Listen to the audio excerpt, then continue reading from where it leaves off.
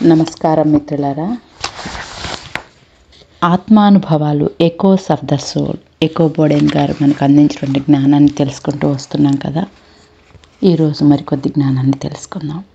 నాకు నచ్చినట్లు నన్ను చేయనివ్వండి. ఇప్పుడు నేను చెప్పబోయే సంఘటన నాకు చాలా ముఖ్యమైనది. మార్క్ అనే ఒకానొక 30 ఏళ్ల యువకుడు బ్రెయిన్ ట్యూమర్తో బాధపడుతున్నాడు. తన రోగం చివరి దశలో ఉండడం వల్ల అతడు నా దగ్గరకు రాలేదని, నన్నే తన దగ్గరికి వచ్చి స్వస్థతపరచమని అతని భార్య కోరింది. ఆమె చెప్పిన మాటల్లో అతడు చాలా కాలంగా మరణ విషయంలో ఊగిసలాడుతున్నట్లుగా అనిపించింది. ఆమె నన్ను అతని ఆత్మతో మాట్లాడి తనకు మంచి జరగటానికి ఏం చేయాలో కనుక్కోమంది. మార్క్ చనిపోవడానికి ముందు 2 సార్లు అతడిని కలిశాను. తనను స్వస్థత పరుస్తున్న ప్రతిసారి అతని ఆత్మ నాతో మాట్లాడింది. నేను అతని ఆత్మ మాట్లాడిందంతా అతని భార్యకు వ్రాసి ఇచ్చాను. ఆమె గొప్ప మనసుతో ఆ విషయాలను మీతో పంచుకోవడానికి ఒప్పుకున్నారు. ఆత్మ చెప్పిన సమాచారం మొత్తం మీకు చెప్పదలిచాను. తద్వారా మరణ సమయంలో ఆత్మ శరీరాన్ని విడిచి వెళ్ళే విధానాన్ని మీరు తెలుసుకుంటారు. 3/16/1995. నేను శరీరాన్ని విడిచి ఆత్మ లోకానికి చేరుకున్నాక అక్కడి జీవన విధానం నచ్చకపోతే, నా భార్య, కుటుంబం లేకుండా నా జీవితం అక్కడ ఎలా ఉండబోతోంది? ముందు నేనే ఎందుకు వెళ్ళాలి? నాకేం జరుగుతోంది? ఇలా జరగకూడదు. నాది చాలా చిన్న వయస్సు. నా శరీరం చాలా బలిష్టమైంది. నాకు చనిపోవాలని లేదు. ఒకవేళ నేను మరణించే సమయం ఇది కాకపోతే, తీరా నేను శరీరం విడిచాక నేను తప్పు చేశానని నాకు అనిపిస్తే, నాకున్న ట్యూమర్ తగ్గిపోయి నా శరీరం తిరిగి శక్తిని పుంజుకుంటే, నేను తనను స్వస్థతపరచడం వల్ల తాను మరణానికి చేరువవుతున్నాడేమోనని అడిగాడు. నేను కాదని చెప్పాను. అతను దేనికోసం ఎదురు చూస్తున్నాడో తెలియజేయమని అతని ఆత్మని కోరాను. కానీ అతడికి నిర్ణయం తీసుకోవటం ఇష్టం లేదన్నాడు. తన శరీరం పూర్తి నిర్జీవమయ్యేదాకా తన జీవితాన్ని వదులుకోనన్నాడు. నేను అతన్ని ఎలా సహాయపడగలను అడిగాను. అతనికి ఎటువంటి సహాయం అవసరం లేదన్నాడు. అతను ఎంత త్వరగా వీలైతే అంత త్వరగా రోగాన్ని తగ్గించుకోవాలనుకున్నాడు. కానీ ఇటువంటి రోగం తగ్గించుకోవడానికి చాలా సమయం పడుతుందని కూడా చెప్పాడు. తనకి తొందరపడటం ఇష్టం లేదన్నాడు. అతడు ఎంతో సమయం పట్టినా నిదానంగా నయం చేసుకుంటానని భార్యకు చెప్పాడు. ఆమె చేసేది చెయ్యమని, ఎప్పుడూ తన మంచం పక్కనే కూర్చొని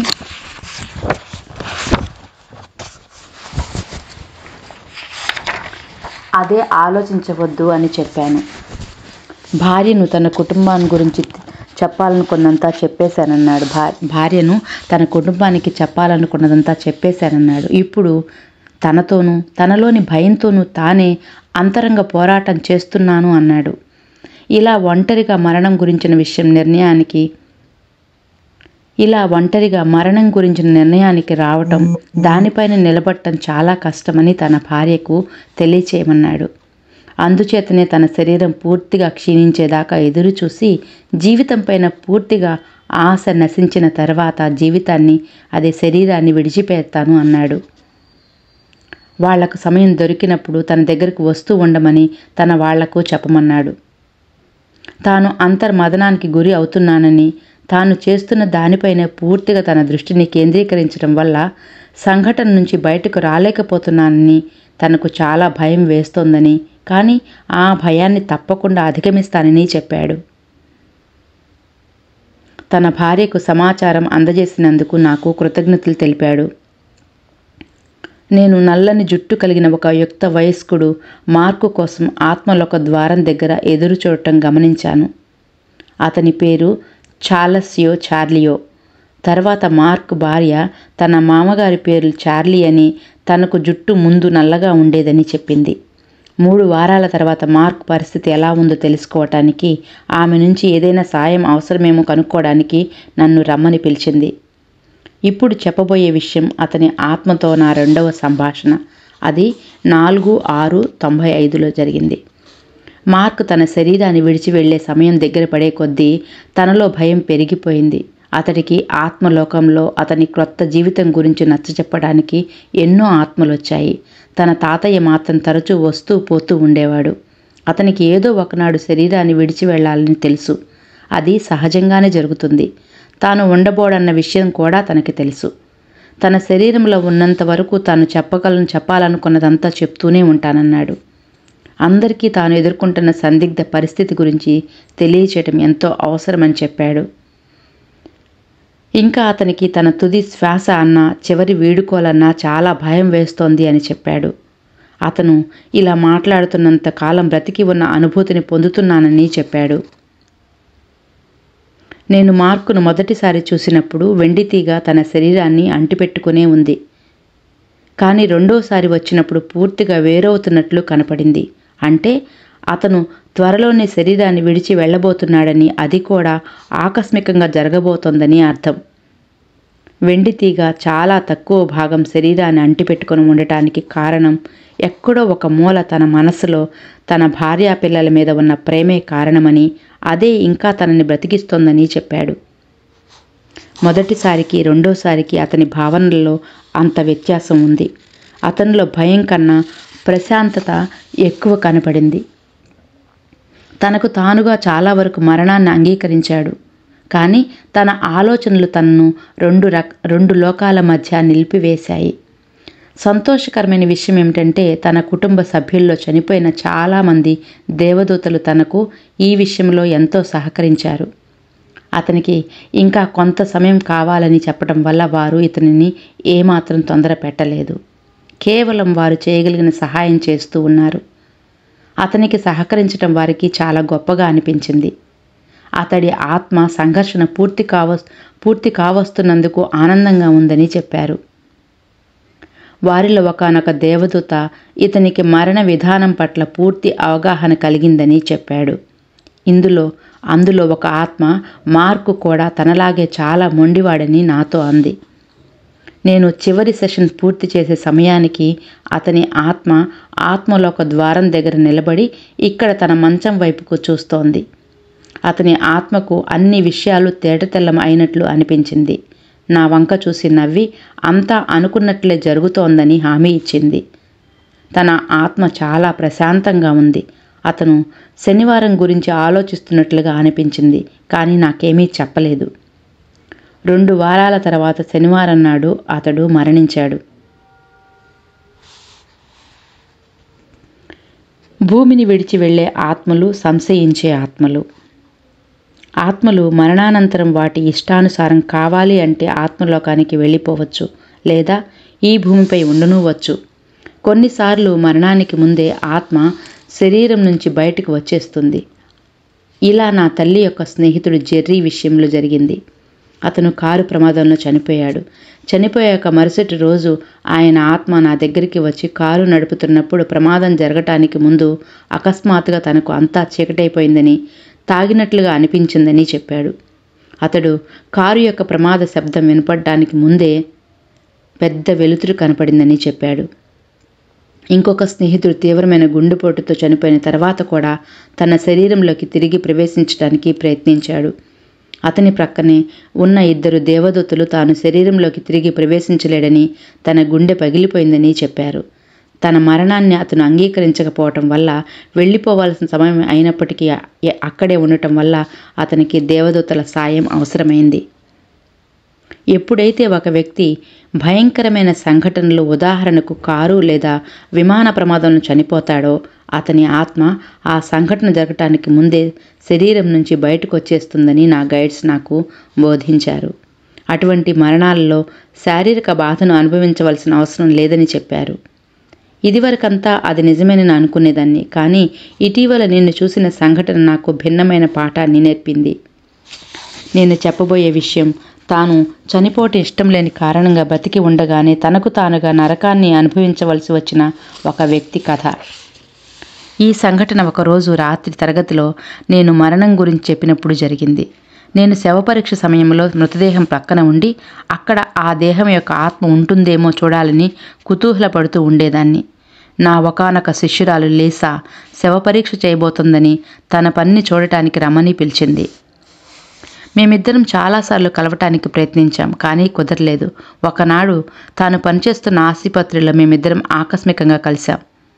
ప్రస్తుతానికి పరీక్షించడానికి శవాలు లేవని, కానీ నాకు ఇష్టమైతే మృతదేహాలను భద్రపరిచే చోటుకు తీసుకువెళ్తానని, అక్కడ ఎటువంటి తరంగాలు ఉన్నాయో పరీక్షించమని అడిగింది. అక్కడ ప్రేతాత్మలు ఉంటాయేమో చూడాలని కుతూహలంగా ఉందని చెప్పింది. ఆ అనుభూతి మా ఇద్దరికీ చాలా ఆశ్చర్యకరంగా మారింది. మార్చురీకి వెళ్తున్న దారిలో తాను ఇటీవల పారాచూట్ విడుదల కాకపోవటం వల్ల మరణించిన వ్యక్తి శరీరం పైన పరీక్ష జరిపినట్లు చెప్పింది. ఆ ప్రమాదం కారణంగా అతని శరీరం లెక్కలేనన్ని మొక్కలైపోయిందని, అతని శరీరం మొత్తం తిరిగి సరిగ్గా పెట్టి శవపరీక్ష జరపడానికి చాలా కష్టపడ్డానని చెప్పింది. ఇన్సూరెన్స్ వాళ్ళు అతడు పైనుంచి పడటం వల్ల చనిపోయాడా లేక గుండెపోటుతో చనిపోయాడో చెప్పమని కోరారు. ఆ పరీక్ష బట్టి అతని కుటుంబానికి ఇచ్చే ఇన్సూరెన్స్ మారుతుందని చెప్పారు.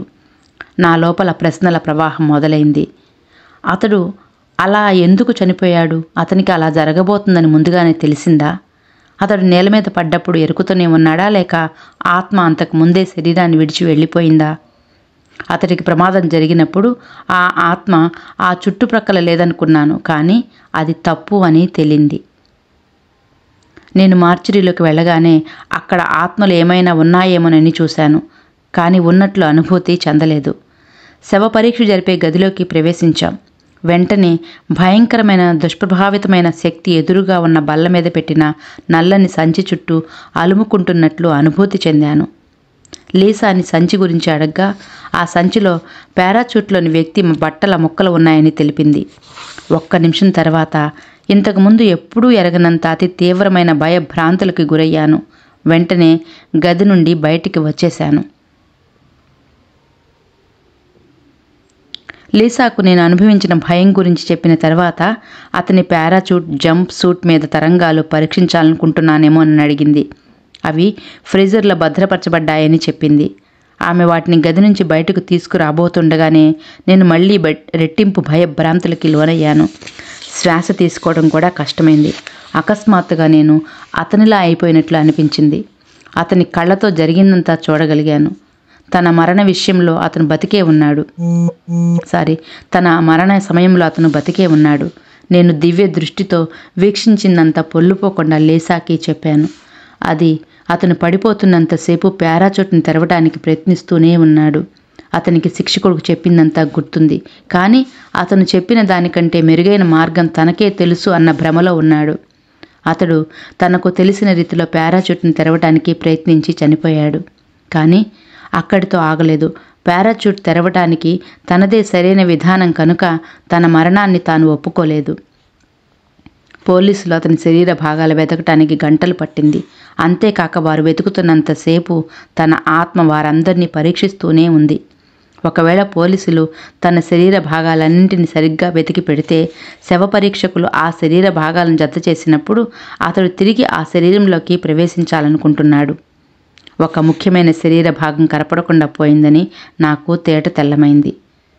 ఆత్మ ఆ భాగం కోసం ఘటనాస్థలం దగ్గరే నుంచొని వెతుకుతోంది. అతని ఆత్మ అజ్ఞానంతో ఒకవేళ ఆ భాగం దొరికితే తిరిగి దాన్ని శరీరంలోకి జతచేసి తప్పకుండా తన శరీరంలోకి ప్రవేశించగలడన్న ప్రగాఢ నమ్మకంతో ఉన్నాడు. నేను ఆతృతతో అతని శరీరంలో ముఖ్యమైన భాగం కనపడకుండా పోయిందేమోనని లేసాని అడగ్గా అవునని సమాధానం ఇచ్చింది. కానీ ఆ భాగం ఏమిటని నేను అడగలేదు, ఆమె కూడా చెప్పలేదు. ఆ భాగం విషయమే ఆమెకు ఇతర శవ పరీక్షకుల మీద అనుమానం ఉన్నట్లు చెప్పింది. ఆమె అతని శవాన్ని పరీక్షిస్తున్నంతసేపు అతని ఆత్మ తన శరీర భాగాన్ని అమర్చమని ఆమెను ప్రభావితం చేస్తూనే ఉంది. శరీర భాగాలని సరిగ్గా అమర్చబడితే తాను శరీరంలోకి ప్రవేశించగలడని నమ్ముతున్నాడు. అతడు తన మరణాన్ని ఏమాత్రం ఒప్పుకోలేదు. అతనికి మరణం పట్ల ఉన్న తీవ్రమైన ఆలోచనలు చూసి ఆశ్చర్యపోయాను. అతను మరణాన్ని ఒప్పుకోనందువలన తాను చనిపోలేదని బలంగా నమ్ముతున్నాడు. నేను ఇటువంటి సమస్యలు ఎదుర్కొన్న ఆత్మలను చాలానే చూశాను. మనం బ్రతికి ఉన్నప్పుడు ఎలా ఉంటామో చనిపోయాక కూడా అలాగే ఉంటాం. పారాచూటర్ భార్య అతడు చాలా మొండి మనిషని, తనకు నచ్చినట్లే పనులు చేయమంటాడని నా స్నేహితురాలికి చెప్పింది. ఆ మొండితనమే తన ప్రాణాలు తీయటమే కాక తన మరణాన్ని అతి భయంకరంగా మార్చేసింది. ఆ వ్యక్తి ఇటువంటి భయంకరమైన మరణాన్ని ఎందుకు అనుభవించాల్సి వచ్చిందని నా మార్గదర్శక ఆత్మను అడిగాను.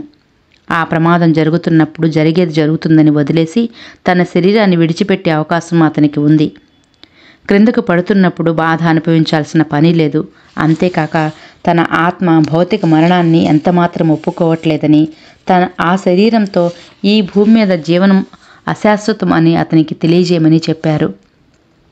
నేను ప్రతిరోజు అతని పేరుని బిగ్గరగా పిలుస్తూ అతడు శరీరాన్ని విడిచాడని, మరణాన్ని ఒప్పుకోమని, ఒక తెల్లని వెలుగు కోసం చూసి అందులోకి వెళ్ళిపోమని చెప్పసాగాను.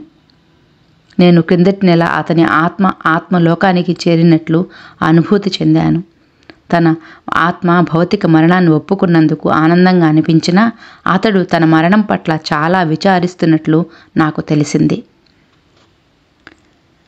మిత్రులారా, ఈరోజు ఇక్కడితో ముగిస్తున్నాను. మరలా రేపు ఇంకొక అద్భుతమైన టాపిక్తో ముందుకు వెళ్దాము. రేపు ఆత్మహత్య అనే అనుభవం సంబంధించిన జ్ఞానాన్ని తెలుసుకుందాం. ధన్యవాదాలు.